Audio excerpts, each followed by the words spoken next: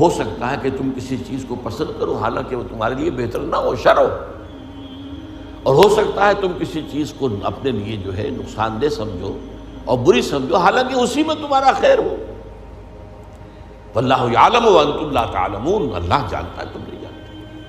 اب یہ وہ چیز ہے جس سے ایک تو یہ کہ خوف ختم، ایک توکل پیدا ہوتا، میں کر بھی کچھ نہیں سکتا، یہاں لفظ آئے گا اذن کا، جب تک کہ اللہ کا اذن نہ ہو، اور اللہ کا یہ اذن جو ہے وہ اس کے قدیم علم کی بنیاد کے اوپر ہے۔ اگرچہ ظاہر بات ہے مجھے چوائس تو کیا ہے، اور اپنے چوائس کے اعتبار سے میں یا مورد الزام ہوں گا اور یا مجھے بدلہ اور ثواب ملے گا، اما شاکرم و اما کفورا۔ شکر کی روش اختیار کروں گا تو اللہ تعالیٰ کی طرف سے اجر و ثواب ملے گا، کفر اور کفران نعمت کا رویہ اختیار کروں گا تو اللہ تعالیٰ کی طرف سے سزا ملے گی۔ لیکن ظاہر بات ہے ایک جگہ فرمایا ان ربی بما تعملون محیط، یہ اللہ تعالیٰ کی صفت قدرت کا معاملہ، علی کل شیء قدیر ہے اللہ۔ تو جیسا کہ میں نے عرض کیا اس کی قدرت و اختیار کا ایک پہلو وہ تھا جس کو چاہے عذاب دے، جس کو چاہے معاف کر دے، یغفر لمن یشاء و یعذب من یشاء۔ اور اگر میں یہ سمجھوں کہ میں اپنی کوشش اور محنت سے صرف کوئی کام کر سکتا ہوں تو بھی دھوکے میں آ گیا۔ میری اس قدر کے مقابلے میں، میری اس قدرت کے مقابلے میں میرا احاطہ کیے ہوئے اللہ کی قدرت ہے، میں اس اللہ کی قدرت سے باہر نہیں جا سکتا۔ اس پہلو سے یہ بات بھی جان لو کہ کسی شے پر توکل مت کرو، وما تشاءون الا ان یشاء اللہ، صرف تمہارے چاہنے سے کچھ نہیں ہوگا جب تک کہ اللہ نہ چاہے۔ اسی کو ہم کہتے ہیں توفیق۔ ایک تو اذن رب، اچھا تم جانا چاہتے ہو نماز پڑھنے جاؤ، اللہ کا اذن، لیکن تم نے ارادہ کیا تھا نا، اس پر تمہیں ثواب ملے گا۔ اللہ نہ چاہے تو تمہارا ایک قدم بھی نہیں اٹھ سکتا، تم پہلا قدم اٹھانا چاہو اور اسی وقت جو ہے فالج گر جائے تمہاری ٹانگ پر، تو یہ جو کچھ ہے اذن رب سے ہے۔ اچھا تم چوری کرنا چاہتے ہو جاؤ، تمہارا چوائس ہے، لیکن ظاہر بات ہے کہ اس پر جو ہے تمہاری پکڑ ہوگی، لیکن یہ ہے تمہارا فیصلہ۔ اللہ راستہ آسان کر دے گا تمہارے لیے، چوری کا راستہ آسان کر دے گا، جاؤ۔ فَسَنُيَسِّرُهُ لِلْيُسْرَىٰ وَسَنُيَسِّرُهُ لِلْعُسْرَىٰ، جو نیکی کے راستے پر چلنا چاہتا ہے ہم اسے سہج سہج سہج سہج وہ سب سے بڑی آسانی جو ہے یعنی جنت وہاں پہنچا دے گا، اور جو برائی کا راستہ اختیار کرتا ہے فَسَنُيَسِّرُهُ لِلْعُسْرَىٰ، اللہ اسے آہستہ آہستہ العسرا میں پہنچا دے گا۔ تو توفیق رب، اذن رب، توفیق رب کے بغیر میں کچھ نہیں کر سکتا۔ اسی سے پھر اسی کے بطن سے توکل جنم دیتا ہے۔ میرے پاس سارے اسباب و وسائل جمع ہیں، رات کو میرا فیصلہ ہے کہ صبح میں نے سفر کرنا ہے، اسلام آباد جانا ہے، گاڑی کی میں نے چیکنگ کروا لی ہے، سب کچھ ہو گیا ہے، اس کے تیل ویل دیکھ لیے ہیں، ٹھیک ٹھاک ہے، پیٹرول کی ٹنکی بھی فل ہے۔ لیکن اگر آپ نے سمجھا کہ میں چلا جاؤں گا تو آپ دھوکے میں، فریب میں۔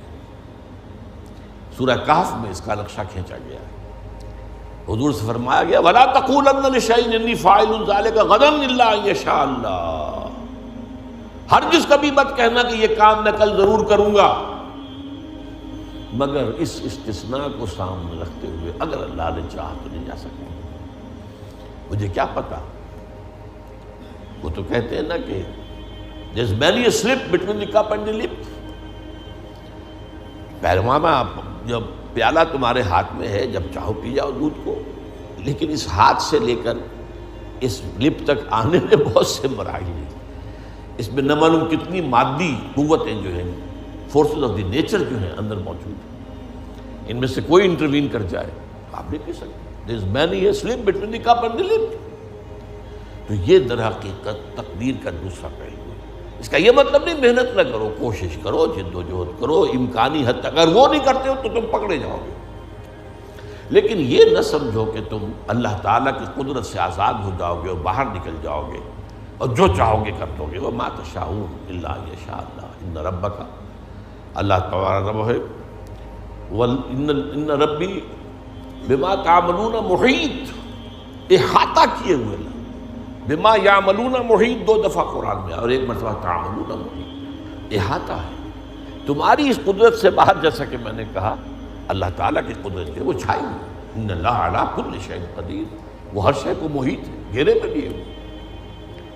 تو یہ ہے در حقیقت وہ ہمارے لیے عقیدہ تقدیر، اس اعتبار سے وہ علم قدیم اور اس میں جو کچھ طے ہے، یہ ہمارے لیے سب سے بڑی نعمت ہے۔ اگر اس کا جو سبق ہے سمجھنے کے لیے، تو میں نے کہا صرف ایک فارمولہ کافی ہے، وہ پری نالج ہے، پری ڈیسٹینیشن نہیں ہے۔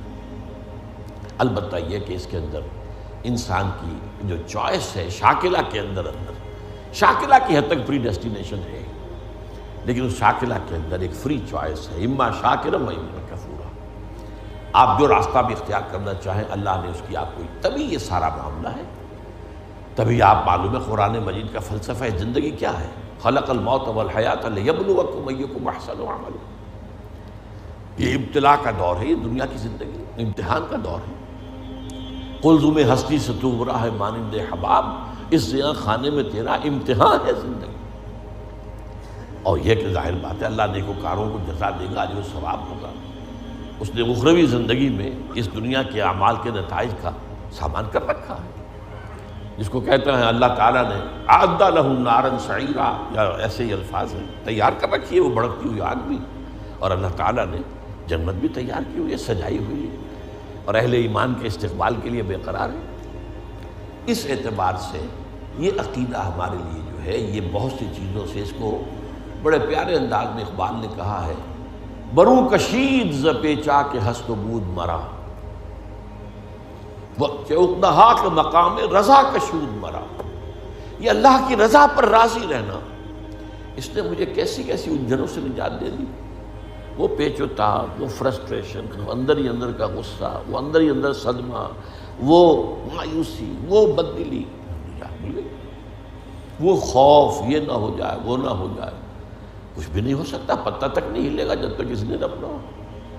اور میرا رب جو ہے وہ ہر شے پر قدیر ہے، اور میرے رب نے جو بات جو میرے لیے لکھتی ہے وہ جو آئے گی، تو مجھے اس کے اوپر کوئی رنج نہیں، کوئی افسوس نہیں، جو بھی آئے۔